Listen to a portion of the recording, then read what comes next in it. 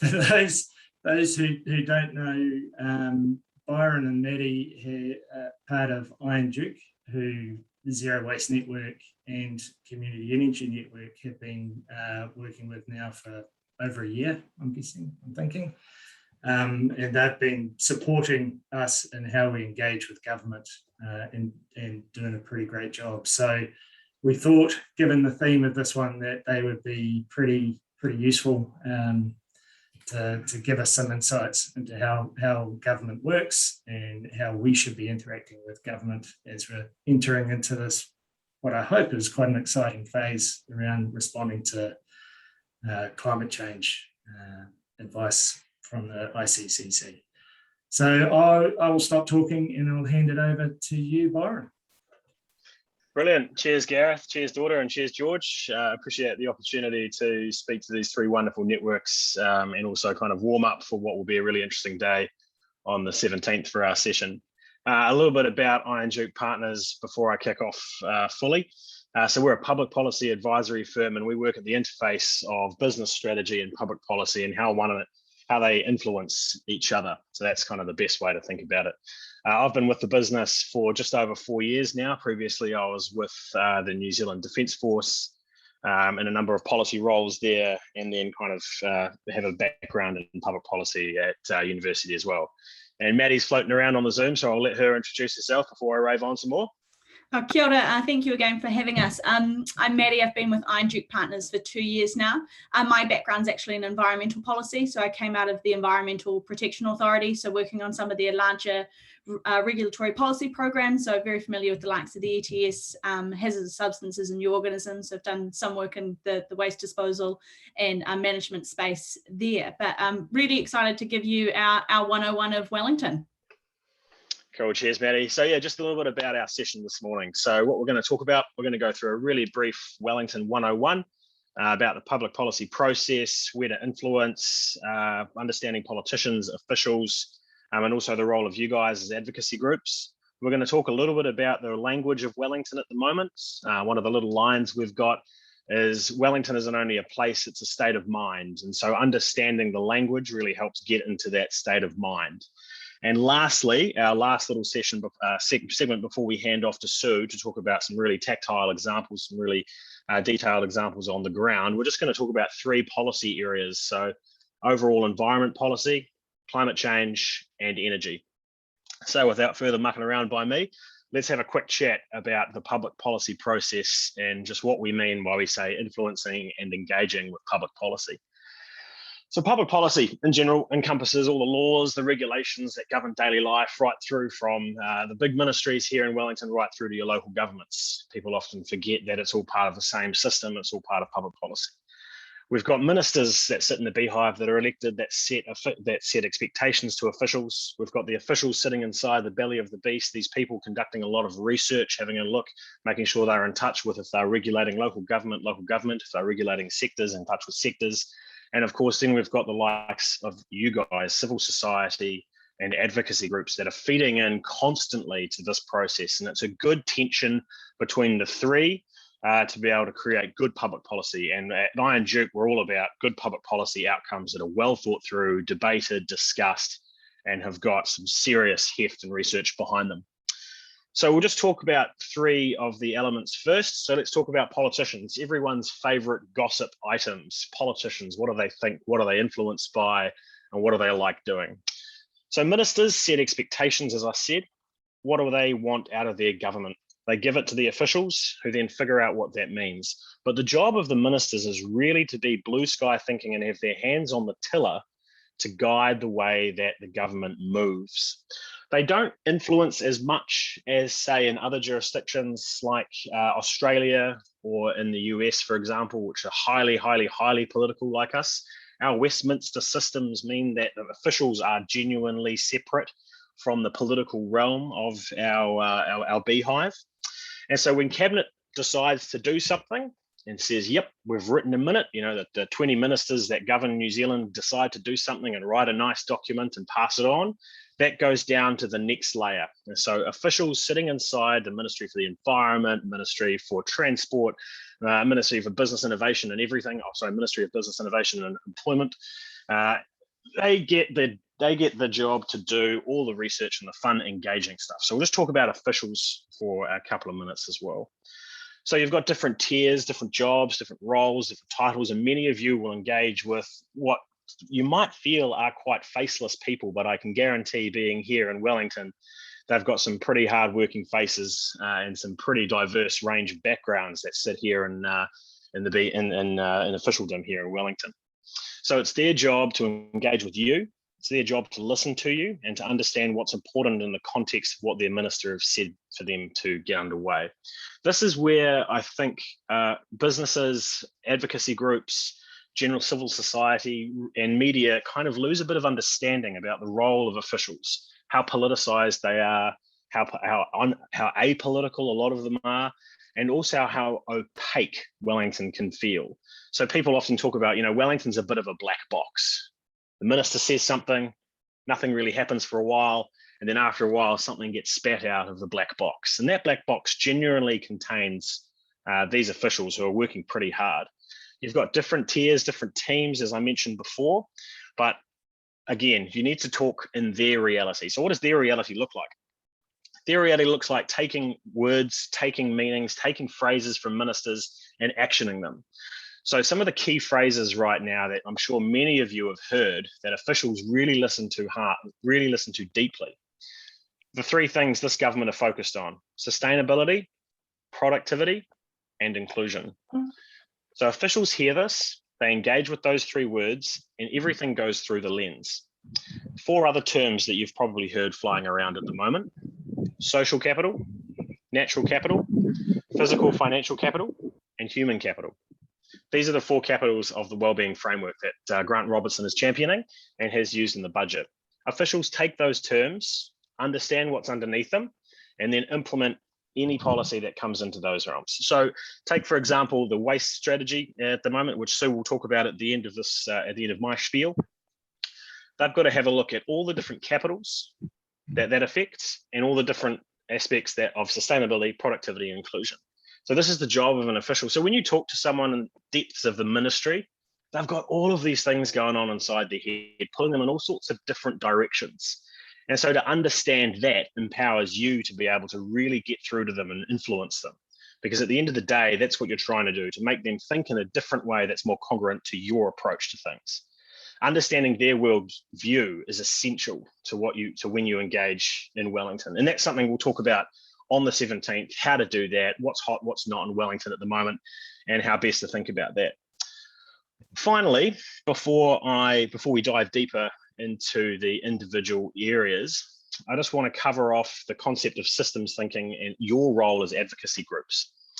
So advocacy groups are extremely important in a liberal democracy, extremely important all around the world, because the ideas come from people like you. Politicians can have the best idea in the world, but it's never going to work. Officials can have the best idea, but it's completely technocratic. And on the ground, this is not the reality. And it's also not what the politicians want to hear either. And then there comes you guys. So the role of advocacy groups in the system is critical. You are the creative engine of public policy. You're the ones who are willing to challenge politicians, willing to challenge officials, and willing to actually overturn stones that would otherwise have been left by politicians and officials alike, because they're here in the Wellington mindset where you're not, which is really, really, really critical. So to link your genius and creativity and actually what you feel and your passion on the ground with the language that comes out of the beehive and meet in the middle with the officials, that's the little challenge. That's the little challenge. And so when we kind of talk to, say, Sue and Gareth in the Zero Waste and Community Energy Networks, respectively, we're working pretty hard to make sure that we connect what you guys are coming up with, the expectations and the language and the drivers of ministers, and connect them up with the officials to put them in the same language. You don't want everyone on one side speaking German, everyone else on speaking French, but we all need to realize that we speak a little bit of English or a little bit of Flemish if you're Belgian, a little bit of Flemish in the middle there. And once you've put it into the right terminology and right understanding and right language, then you can get your influence all the way through the system. And that's that's where we want to land. And that's where we think on the 17th that we'll be able to talk to you guys about quite actionable plans and strategies, and also just little monikers, little things to think about as you engage. And of course, a little tidbit, little plug for that session is, before you can persuade anyone, you've got to first persuade yourself. So really challenge yourselves to say, what is it that I want from government? Do I want to turn up as a supplicant merely asking for money, or do I want to turn up as a partner? Do I want to turn up to say, look, I'm going to do this amazing stuff in my community anyway. You can be on board, or you can just ignore it completely. That's fine, but it's going to happen. Or are you going to be in a situation where the only way you can do something is if government gives you funding or gives you policy change? Think about that and challenge your own thinking, because we always want people to turn up in Wellington, head screwed on, understanding the system, understanding the 3 levels, politicians, officials, and advocacy groups where you sit, so that you can turn up as a full partner right through the system. You can say, right, we can see how this is completely in line with what you're trying to achieve, the realities of officials, and how our realities look on the ground. And so we are then able to say, we're going to go and do this anyway. We know it's brilliant. We don't even need your money, but if we did have a little bit of funding, or we did have a little bit of policy change, or you were willing to say something nice about us in the media, it could be supercharged. So understanding that kind of process, understanding that is something that we'll really explore on the 17th. So to illustrate what we've just talked about, we'll take a couple of little dives into 3 policy areas: environment, energy, and climate change, just to kind of show you guys what exactly we are talking about. So Maddie's going to take us through the environment portfolio, what David Park is thinking of, and some major reforms in his area. Over to you, Mads. Yeah, so touching on what Byron said, understanding those drivers are really, really important. And that's some of the work we've been doing over the last year with Gareth and Sue. Just ahead of it, having an opportunity to meet with a minister is one thing, but actually being able to pull off and execute really well in that meeting is a matter of understanding what makes that minister tick. So David Park is an interesting one. So when we look at kind of the cabinet at the moment, it's pretty clear that we've got a tight 4 that sit up the top. You've got the Prime Minister alongside Grant Robertson, Megan Woods, and Chris Hipkins.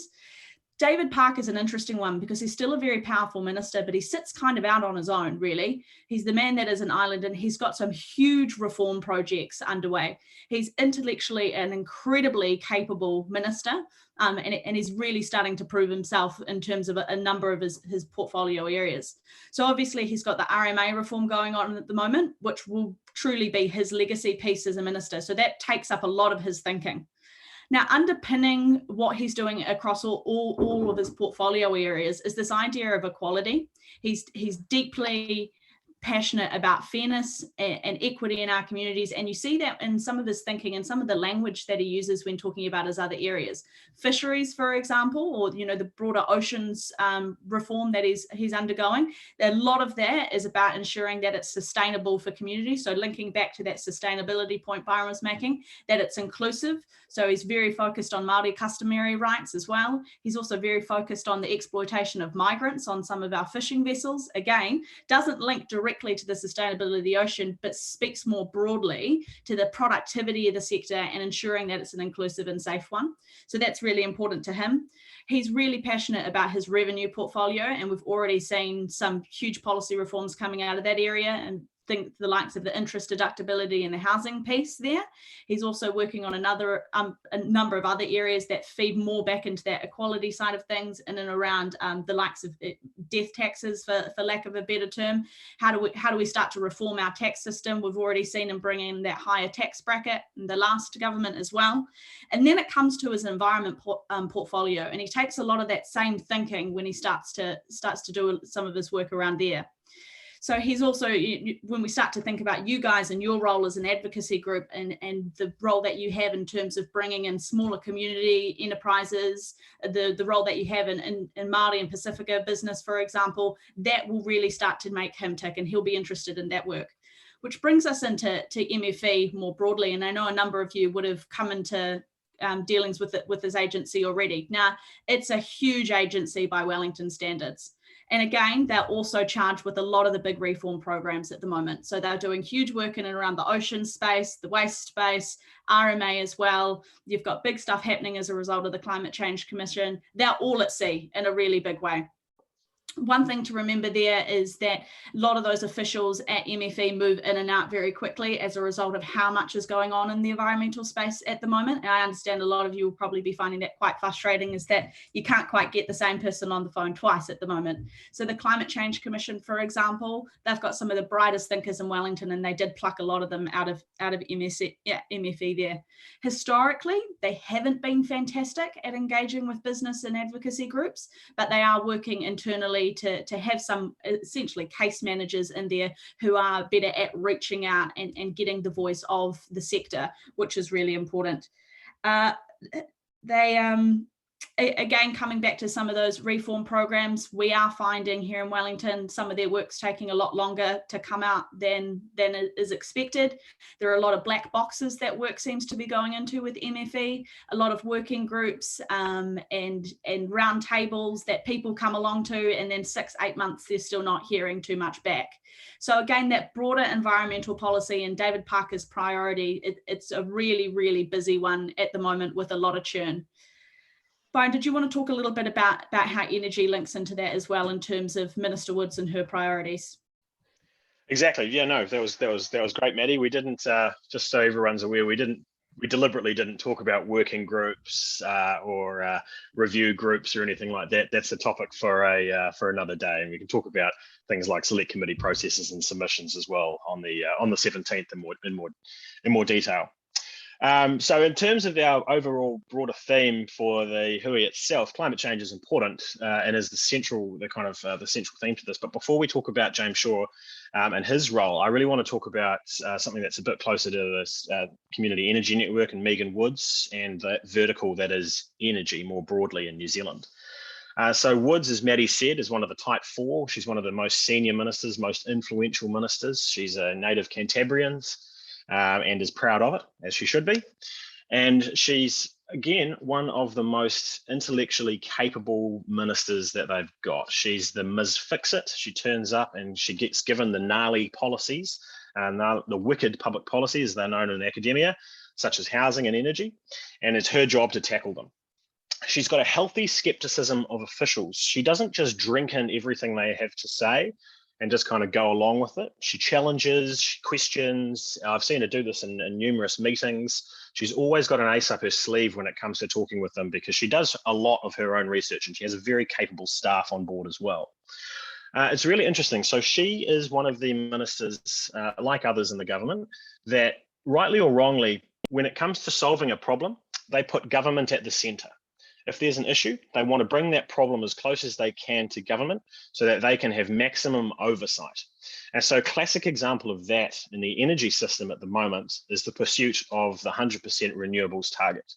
You've got some that say this is not a great idea, it puts energy at risk. You've got some that say we can get there, but we've got to do a lot and overbuild supply. You've got some that say it has to be the be all and end all. You've got quite a big spectrum pushing for that 100% renewable target. Minister Woods sees government at the centre of solving that, not the energy sector itself, government at the centre. The Lake Onslow scheme is a classic example of what, on paper, not technically a bad idea. It's going to cost a lot of money. It's going to be very difficult, but she's looking at that very, very, very closely. Hydrogen is another one of the minister's personal loves. She's very interested in that, wants to see the most of the hydrogen system in New Zealand. And so she's pursuing that as well. One thing to know about Minister Woods is that she is a politician. We've got lots of them. We've got plenty of examples of this type of politician as well as having a healthy skepticism. Officials, they can get fixated on things. They can get fixated on a policy. They can get fixated on their favorite, whatever that might be. If you're Stuart Nash, you get fixated on trees. He loves trees. He's got a forestry background and trees is his thing. Forestry is his thing. And if you're Megan Woods, you get fixated on Lake Onslow and you get fixated on hydrogen quite religiously.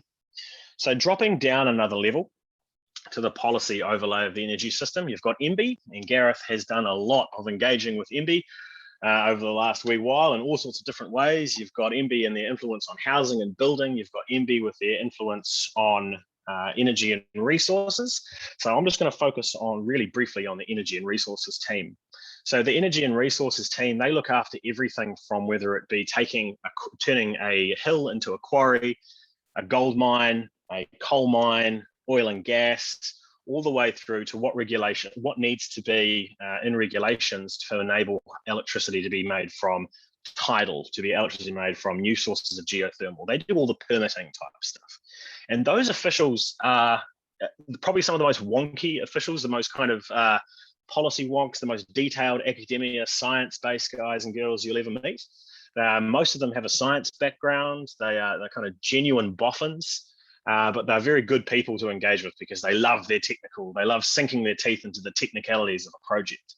I do quite a lot in the energy space, and I end up in some of the most bizarre conversations you would ever believe, just kind of getting sunk into geology and all that kind of stuff. It's great, but that's the type of person you're dealing with inside Energy Resources. And then on Gareth's side of things in the housing space, when you think about energy efficiency in the home, there's some other officials there who are more kind of generalists, don't necessarily come from a building and construction background or a science academic background, but think of the role of energy efficiency. If you were fortunate enough to live in the Waikato or in the central North Island on the 9th of August, you'll know how important electricity is, because New Zealand accidentally got its numbers wrong and just ran out for a couple of hours or so. And that brings me to the role of the Electricity Authority and Transpower. So if we're looking at electrifying the economy in all sorts of ways and transport and process heat, then these two agencies, these two entities, with Electricity Authority being a Crown agency and Transpower being a state-owned enterprise, there's some Wellington spin for you. They're really important to our future of electricity. Really, really important. The Electricity Authority, they make sure that everyone is doing what they are told to do. So your lines company that keeps your lights on, make sure they're doing what to do. The Transpower, making sure Transpower is doing what it's told to do in terms of it's predicting what the load will be. And then Transpower's job is to just simply make sure that there is enough voltage going to the right places around the country. They've got some of the most amazing statisticians and modelers that sit inside them. Honestly, these guys are geniuses. You see the models that they work with. I wouldn't even have a clue to engage with their spreadsheets. I didn't even know it was a spreadsheet. I thought it was some kind of weird program, but nope, just a spreadsheet. And these guys are brilliant. But they got it wrong on the 9th. And you guys now understand why it's so important to have a stable electricity system for our transition to a low carbon economy. It's very important. And if we get it wrong, if those boffins inside Transpower, the Electricity Authority and Energy and Resources get that wrong, that puts livelihoods at risk. And so you've now seen why that's all very important. So lastly, we're going to talk about one of my personal favourite politicians in this government, James Shaw, probably one of the most business friendly, one of the most kind of systems thinkers, one of the most kind of engaging guys who's coming to talk to us, hopefully just Gareth sorting that out on the 17th. And so Maddie will talk to us a little bit about the role of James Shaw at the Climate Change Commission as well. Maddie, over to you. Yeah, so I completely agree with what Byron just said. James Shaw is slightly less powerful than he was in the last government, and that's just the nature of the fact that the coalition is a bit different. He did lose his economic development portfolio, and given that tax and revenue is one of James's first passions, that has kind of influenced how he's taking on board some of this broader climate change work as he goes forward. He's well respected across the House, both sides of government there, or the government and the opposition, and we saw that play out in the zero carbon bill as well. Not only that, but he is very well respected by the business community, and that's because he's perceived as a listener. He's someone who takes on board feedback that he receives not only from his officials, many of whom are probably some of the most passionate people working in Wellington, but also what he hears from the sector and from the business community. He's always one to show up at business roundtables and larger functions that a lot of politicians tend to avoid. So he's doing incredibly well in that space. Again, as I was saying, he was very interested in some of that economic development work. So some of the smaller nitty-gritty environmental matters aren't necessarily the things that he is most passionate about. He's a systems thinker. So that's why a lot of the work around the Climate Change Commission, that's what tickles his fancy. It's about big thinking and reforms. So he has actually delegated a lot of his work off to Phil Twyford as well. Now, also remembering he is the Associate Spokesperson for Environment, focused around biodiversity. And we've heard him speak a lot on that matter and how that that relates to forestry. And we've seen that play out in some of the work around the ETS and that increased focus on biodiversity in our forests, not only of native species, but also what encompasses our forests. And one piece that we haven't quite touched on in that environmental space is the reforms happening around significant natural areas as well, which is something that he'll be deeply involved in, because has biodiversity at its core. So again, leading a lot of the work that's happening in and around the Climate Change Commission. As you will all know, we're in a bit of a holding pattern at the moment, waiting to see what comes out of that. But that's James's big piece of work. When it comes time for the government to respond, that'll be on his shoulders. And we think that he'll probably make quite a big focus piece out of that. How the government will do that and what timing they'll use to announce their response is still yet to be seen. But given that, James shepherded the Zero Carbon Act through Parliament exceptionally well, making it one of the strongest pieces of environmental legislation that we've seen from this government, from any government really, we think he's going to come out pretty strong on his response to some of that advice as well. Again, the Climate Change Commission and the work of Rod Carr has been highly respected across both the business and public sector as well. But again, they've just got some real smart people in that space working on it, and James is one of that as well, one of those officials as well. His responsibility for the ETS as well. The ETS is an important piece of legislation in New Zealand, but also is setting a bit of a world-leading standard on how we start to put a bit of a price on carbon, and that takes some big thinking to lead that work program as well. Anything else you'd add there, Byron? No, and just for anyone that's confused, ETS is the emissions trading scheme. It's the number of carbon credits that you move in and around the economy with a reducing cap. So how much you can emit, put a price on it and reduce it. So there we go. It's an economic concept at heart, and having a minister who has such a wealth of knowledge in the revenue space is really important. They're leading that. Yeah, that's very true. Cool. Before we end up, I think now's a perfect time to throw off to Sue. Sue's going to talk about her role in the Zero Waste Network and what she's been up to, just so our kind of high level thoughts you can see how they're all actioned by Sue. So Sue, over to you, buddy.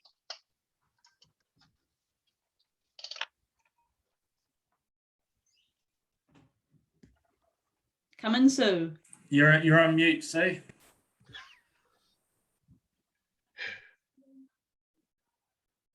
Sorry. Okay, so this is like my exam, making sure that I'm on track, doing all the things that Byron and Maddie are suggesting that I do.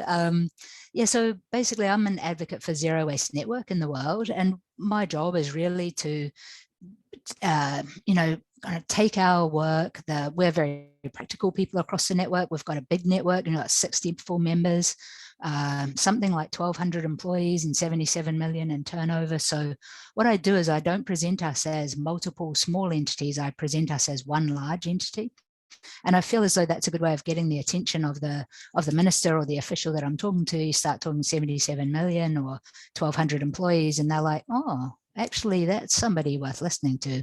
So I feel as though that's been a very useful part of how I've gone about it, is to take forward that collective story that we have. And I know that, for Gareth, that's the same thing with his network. I feel like that's been very useful.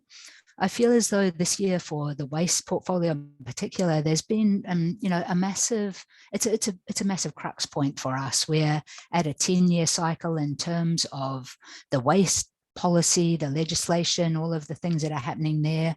We're at probably, like a 1 in a million chance for climate change. We've got this next 10-year opportunity. We've got the Climate Commission, got the Infrastructure Commission, we've got vocational training, we've got all these people lining up 30-year strategies.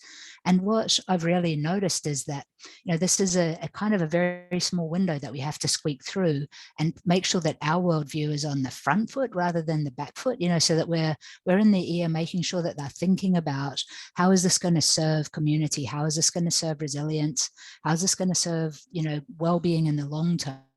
And then trying to draw the lines between the work that we're doing on the ground and the future that they're trying to create. Because the biggest gap I've seen in my conversations with people is that they they understand the language of circular economy and they understand it in an academic sense.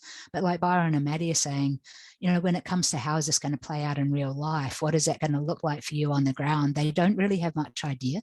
And so it's very useful for them to be able to have conversations with us early on, you know, in the early stages of developing a strategy or policy, so that they can think through some of those things before they cement themselves into a, you know, a sort of an awkward spot. And so a lot of my job this year, over the last kind of 12 or 18 months, has been having discussions and conversations in advance of the things that are coming out of the waste team at the moment, which will be in the next month, we're going to see the waste strategy, the waste legislation, and their version of the emissions reduction plan coming out. So we've been sort of in their ear, behind the scenes. Then something will come out into the public, and we'll work really hard to make sure that we get really good submissions, good breadth of submissions, and people from all across the sector are supported to make good submissions around those three main pieces of work that the ministry is doing. It ties into their work on waste infrastructure and also the what's the waste minimisation fund is going to be spent on. And so it's really a crux move for us. And what we've also been trying to do is join arms with the Infrastructure Commission, because they're doing work on waste, as well as the Climate Commission, who are doing a lot of useful things around, you know, we're trying to push them really hard on consumption emissions, looking at how we have a, you know, more responsible production and consumption, a lot of that sort of, you know, just push them along a few steps so that they'll ask government to be a bit more ambitious, and the same with the infrastructure guys. So don't want to say too much more than that, because it'd be great to hear some questions from you guys, but, you know, look forward to talking a bit more on the day about the practical ways that we can do something in the next 12 or 18 months together.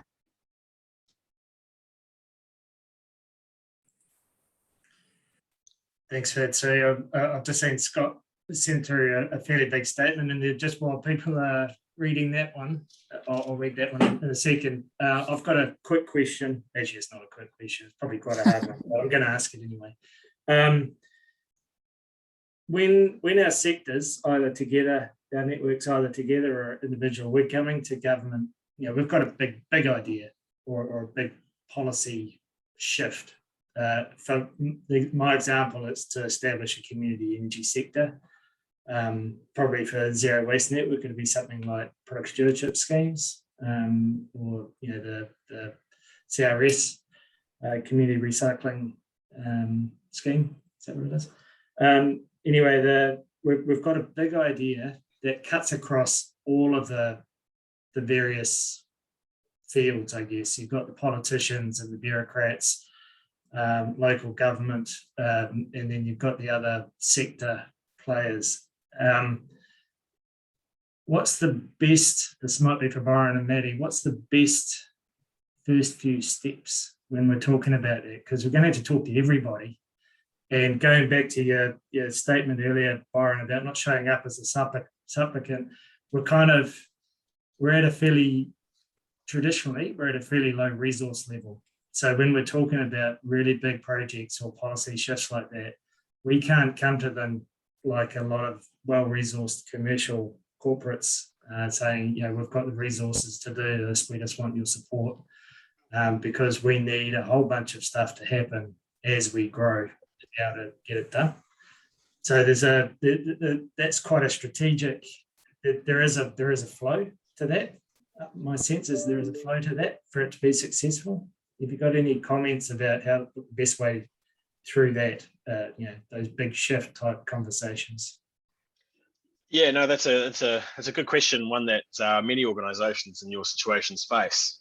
You know, being slightly, you know, under-resourced, big ideas. How do you get influence through then?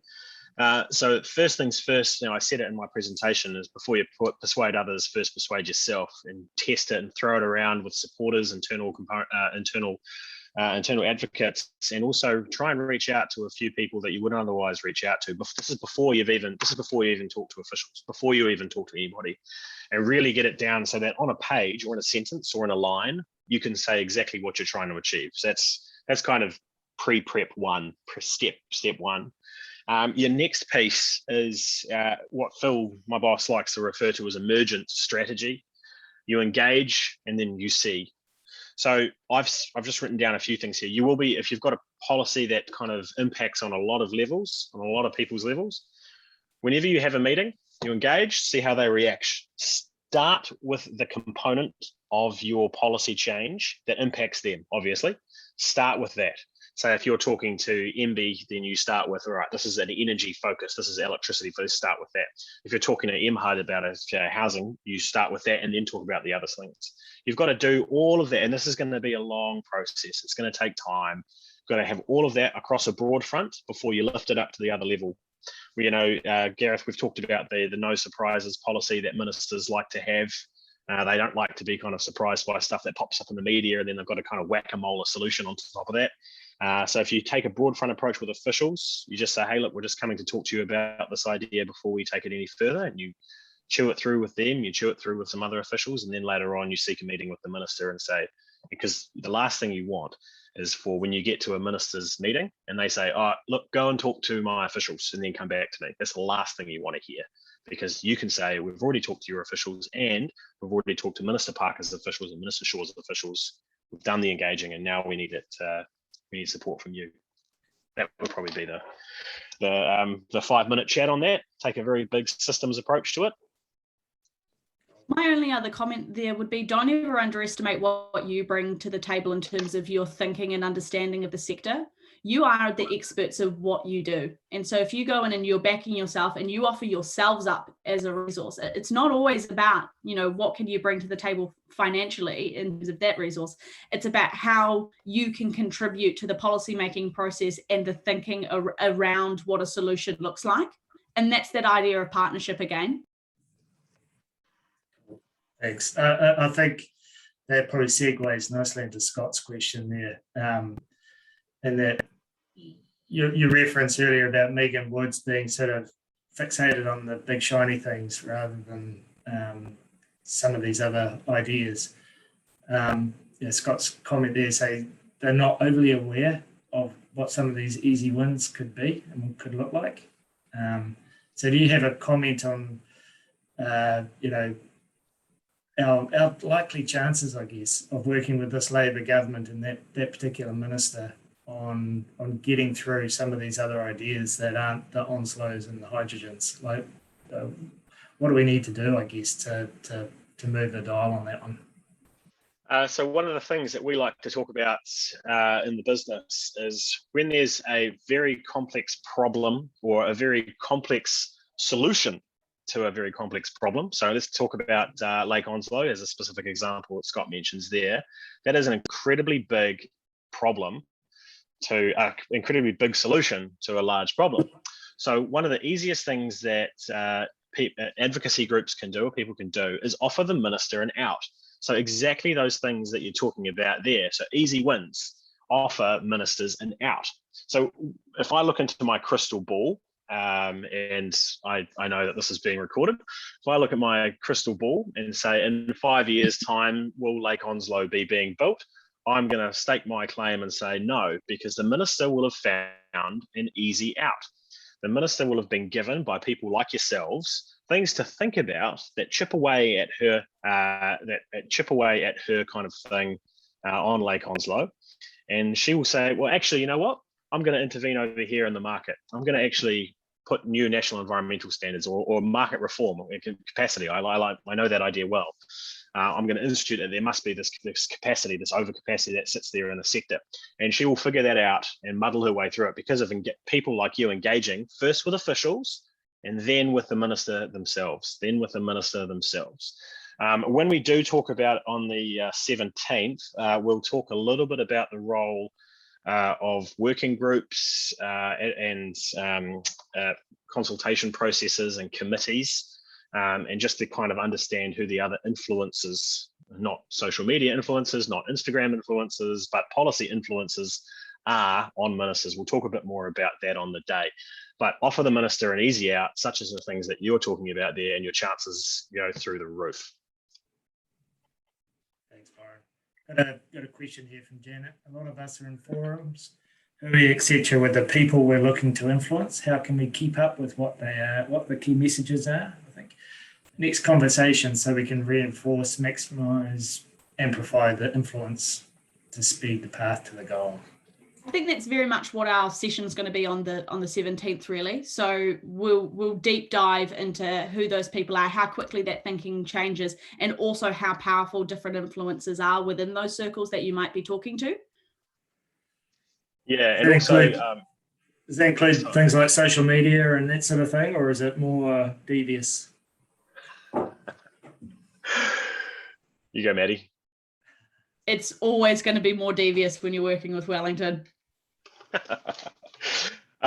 Just on that question, keeping up to date with key messages, next conversations, blah blah blah blah blah, is classic kind of stakeholder engagement approach. Is know your lines. This is a really basic thing that we do with all of our clients. Is 1 or 2 killer lines delivered when you get a moment of truth with an influencer or a key politician. That goes the longest way. So picture yourself, we'll do this on the 17th, but I'll give you a little taster now. Picture yourself on the 6 o'clock news. You've got a 20-second slot where you've been asked a question and it's just you're just speaking to the nation for 20 seconds about whatever you're passionate about. You've got to have a line that cuts through all of it and just says exactly that. I won't give you one that I'll make up because it will be terrible, and I know this is being recorded. But that's a great way to think about those little opportunities you get at a hui. Influence is a contact sport. You need to be in those hui. You need to be in those forums. You need to be in that room. Having a business card helps to be able to give that out. Business card diplomacy still works, but above all, have a line. Just have a line that somewhat that if you shake the hand of a minister or you shake the hand of a key official, you can deliver that line and they'll look at you and go, great point. And that gives you the opening to open up and say, well, let's follow that up with a coffee or something like that. Yeah. So knowing your line needs to knowing your ask. And that's the same thing. It's short and concise. What do you want from that minister right now? And what is feasible for you to receive? And it can be as simple as, Minister, we've got a great idea for an investment for the Waste Minimisation Fund. Who do I talk to about that? And you put them on the spot. You're going to get a response either way.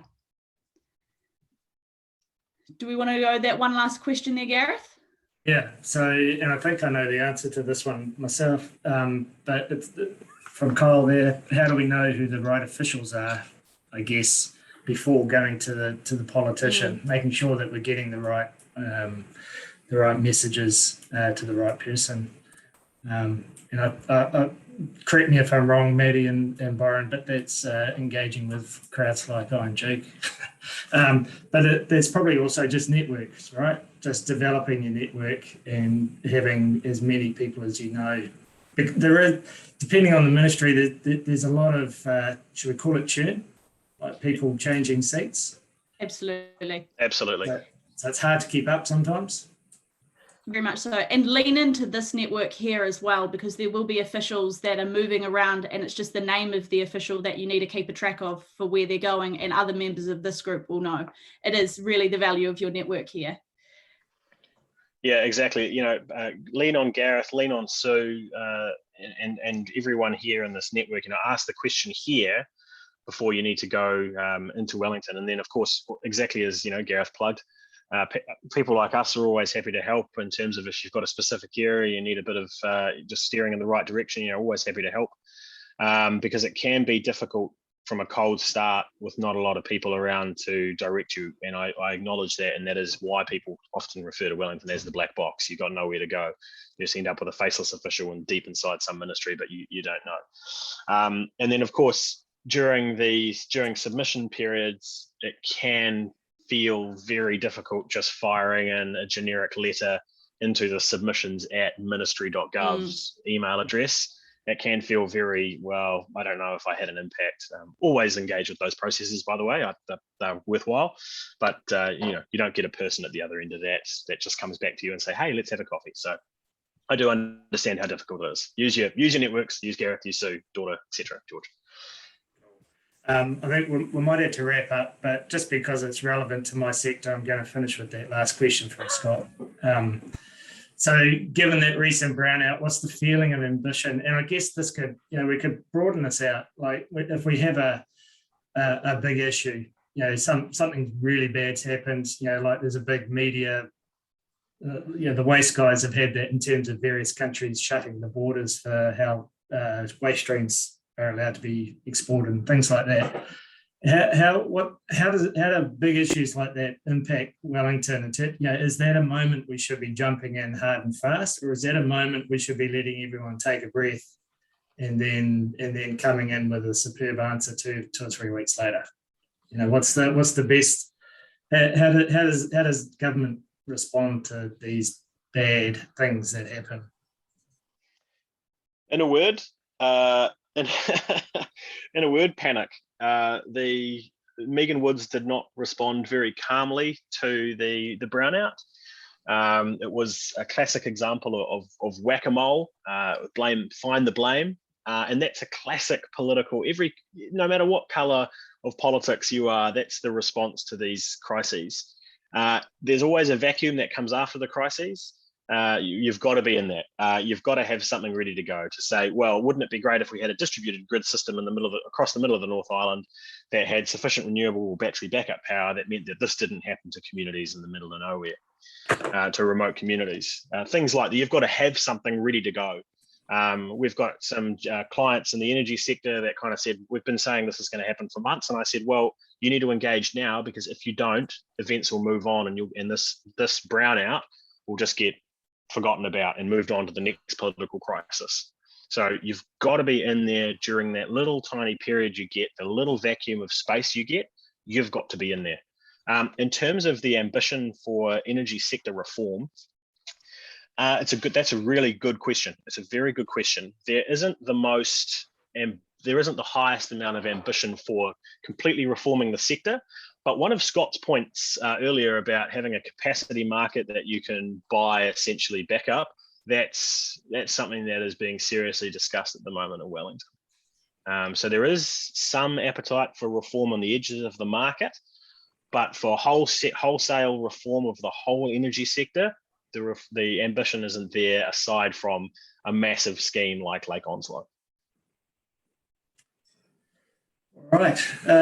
Thanks everybody for being there, and especially thanks to Byron, Maddie and Sue for giving us a bit of a taste of what we'll be talking about on the 17th. I'll just mention, just before we close out, we are going to have we're going to set up a bit of a discussion hub for everybody as we're building up to that day on the 17th. So we'll include this recording into that, and we've got a few challenging statements that we're going to circulate to see whether people agree with them or not. So in the meantime, feel free to email us if you've got any questions in here that weren't answered or pops into your head later on. Email George, Daughter or I, and look out for the next session tomorrow at lunchtime, 12 o'clock, and hopefully we'll see you all soon. Daughter, is there anything else in there? No? Okay. All good. Thanks guys. We'll see you tomorrow. Kia ora. Thank you, everyone. See ya.